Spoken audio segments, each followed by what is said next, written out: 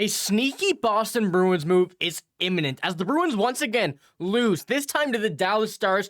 The Bruins have made a move in correspondence to that game. We're going to be talking about what this move could be, what this means for the team, as well as kind of discussing this loss, because we're going to have some serious issues coming up if things do not change. Now, before we get into all of this, be sure to hit the sub button. We know 70% of you guys watching right now are not subscribed to the channel. Looking for a spot to get all your Bruins news, you're in the hit right spot. Hit the sub button. Join us here. We're covering everything Boston Bruins. But without any further ado, we need to get to this game. We need to discuss this before we get into the moves. But this is really getting old. I'm getting sick and tired of talking about the Boston Bruins losing every single time. There's no new story to this game. Every single game that we're seeing is the exact same thing. Too many penalties, too much sloppy play, nobody wanting to win. This is getting old. We're getting tired of it. And every single Boston Bruins fan watching this video, watching these games, can almost predict at this point what is going to happen. Now, I'm going to have the stats rolling at the bottom of the screen, so you can have a look at those throughout the video, but I want to first pull up our first screenshot here. This one from Brad Marchand. Here's what he had to say about the game last night. Our biggest thing right now is our detail. We really focused on that today, and we tried to be smart with the way that we play with the puck and how we work. We need that consistency now, and I will say, this game was slightly better than the rest. We've seen a bit more consistency, I guess, is what Brad Marchand said here, about more positive things.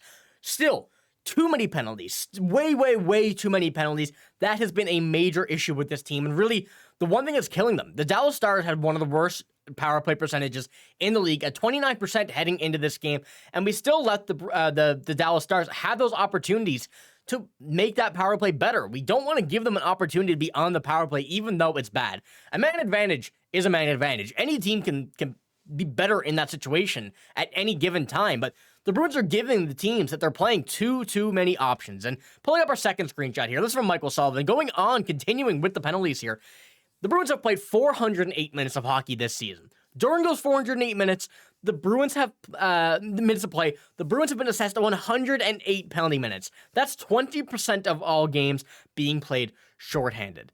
That is absolutely absurd. When I read this tweet from Michael Sullivan, I didn't believe it at first. And then looking into it and just kind of thinking about it for half a second, I was like, that's correct. This is absolutely insane. We're seeing these numbers against the Bruins, or, the penalties against the Bruins at an extreme rate, and actually putting into perspective of the overall season, how much of this season has been shorthanded. 27%, a quarter of the time they played on the ice in the regular season has been shorthanded. No wonder they're losing all the games. You can't blame everything on Jim Montgomery. We can't blame it all on the specific players. Even though nobody on this team looks like they want it right now, a lot of this is coming from penalties, and that's all kind of a domino effect of players not really wanting it, being lazy with their stick, taking the penalties, the power play of the opposing team being either good or bad, our penalty kill just being on the ice too much. I could go on and on and on about how many things that are resulting in a negative effect from the Bruins this season, and a lot of it is just stemming from these games being lazy, but we hopefully are going to see something new coming into this game against the Toronto Maple Leafs, which I will pull up a quote here from Jim Montgomery now in a moment. But going on to another screenshot here, looking at this is what Steve McKieran, I believe his name is pronounced. I do apologize if I got that wrong, but he says, I think Monty gets a few more games before they fire him. They can't right the ship with a couple of wins, but it's still early. And I think that, once again, still it is early. I mentioned if you were in the stream last night, I kind of put out the number of 20 games or so. I kind of wanted to see, I know that's quite a few still into the season, and I know it's early right now, but you're going to be looking at this, if they keep on losing, that these games that they lost early in the season could be the reason they missed the playoffs. So there is kind of a double-sided coin where you don't want to go too long, but you still want to make sure that the team is performing up to the standards that we're looking at for Jim Montgomery to actually have an impact on the game or not. Because right now, nothing Jim Montgomery can do about this is happening. He can't go on the ice. As I've said this last video, he can't go on the ice. He can't hold the sticks for the players. He can't stop this team from taking penalties. That is on the players on the ice. And his coaching will come to effect when they stop taking penalties. And that's where we're really going to start to realize what's going on. So the Jim Montgomery thing right now, the coaching, I don't think is as big of an issue as we have, but you never know if the voice is going soft in the locker room. And I want to pull up this before we move on to the moves that the Bruins made here. Looking at the game last night, we saw that Coyle got moved up to not the third, but the second line, breaking up the only line that was working. And ultimately, that wasn't the most successful option. Now, I do understand Jim Montgomery having to make these moves. We need to see these moves to hopefully get a bit of energy going on any other line. And I don't want to say it didn't work last night, but it wasn't the best. I think the fourth line is still a must. We still need to get that back together. Cole Koepke, I definitely don't mind him on that second line, but there's only one game. I think we still need a few more here and there, but we have to stick with what's working. And a move that will be made coming into these next few games is going to be one that we're going to see a change made on the offense, regardless of where it is. And that, I think, was going to be corresponding move, getting Cole Koepke back down to that fourth line, because we cannot take him out of the lineup. We need him more ice, but stick him on the fourth line just for now. And we're going to be talking about this right here. This is a crucial move that we've kind of all been waiting for. We've been anticipating the Bruins are going to make. And whether it was any of these guys here, it was only someone getting sent down, and that is Riley Tufte. Riley Tufte is being placed on waivers along with Kailer Yamamoto from Utah. Something to keep an eye on, or keep a close eye on for a little bit later when I talk about that. But Tufte's waived. We'll see if that leads to Tyler Johnson deal or another corresponding move. This one coming from Connor Ryan. And this is what really all signs are pointing to. We've seen every single sign point to Tyler Johnson being on this team at some point. It just needs to be made. A move needs to be made for them to clear up a bit of cap space to get him onto this lineup. And Riley Tufte being sent down, I don't see him coming up anytime soon once again. So this is really a move that is going to be there, so an addition is made. Whether that is Georgi Merkulov, Riley Duran, Fabian Lysell, anybody in the AHL, John Farinacci, that can be moved, that's having a bit of success, or Tyler Johnson, I think it's Tyler Johnson. That's really the option, but a move is going to be made. A move is imminent ahead of tomorrow's game against the Toronto Maple Leafs. They want to win against the Maple Leafs. You don't want to lose once again to a Toronto team that would end up kind of the same result as Florida. The win taken out of your sails, losing to a division rival.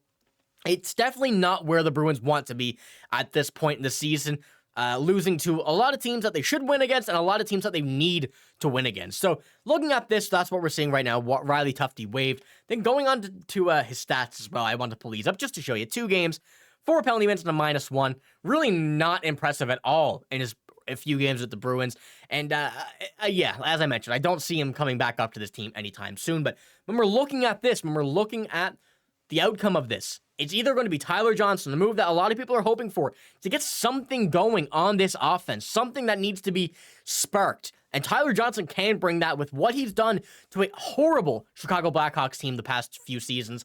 Now, going into this Boston Bruins team where he doesn't need to play up to that level, but still has that skill set. Even at his age, he's still a bit older at this point, but he still has that skill set of what we need to see and what we want to see heading into this whole predicament the Bruins are in right now. And this move is going to be made, as I mentioned, ahead of the Maple Leafs game. Something is going to happen, and it needs to be made quick. And this is what we have here, a quote from Jim Montgomery discussing this game. He says, "It never hurts having one of your biggest rivals in town. Both original 6, last year's series alone, that easily gets the juice going. Might be a good diversion, but the main focus needs to be on our own process." And that kind of goes hand in hand with the first topic of how this game is going to play up against the Maple Leafs from, last game to this game, from the Dallas Stars to the Maple Leafs. Now, and also going to another move that could be made, a few things that could spark this offense, whether that be Tyler Johnson, whether that be a Maple Leafs game where, you're not really thinking about the penalties, you're just trying to get the win, go out and not let the Maple Leafs have that starlight in Boston. Hopefully we see something change. Something has to change, actually. I shouldn't say something needs to change or wants to. We have to have something change from any moves the Bruins made. And we're giving Jim Montgomery a chance to make some new lines with hopefully what is going to be Tyler Johnson, Fabian Lysell, Georgi Merkulov, Riley Duran, John Farinacci, whoever it is. We're going to have a new forward here at some point over the next few, hopefully hours to days. We want to see this ahead of the Maple Leafs game. So I'm excited to see what it is. I'll have a video tomorrow breaking down what that move is, who it is, and how the lines are going to change when we get the news. But right now, that's all I got. If you did enjoy the video, give it a like, hit the sub button as well. Don't want to miss it. We may have a stream tomorrow night, maybe against the Maple Leafs, touching on something like that, but we're not going to want to miss what we have. A lot of big news coming up and a lot of things that the Bruins need to change that we're going to be keeping a close eye on. So that's all I got. If you did enjoy, give it a like, hit the sub button as well. I'm signing out. Can't wait to watch this Leafs game tomorrow. We're going to beat the brakes off the Maple Leafs, and the Bruins are going to be back in shape. But see you then. I'm gone. Cheers.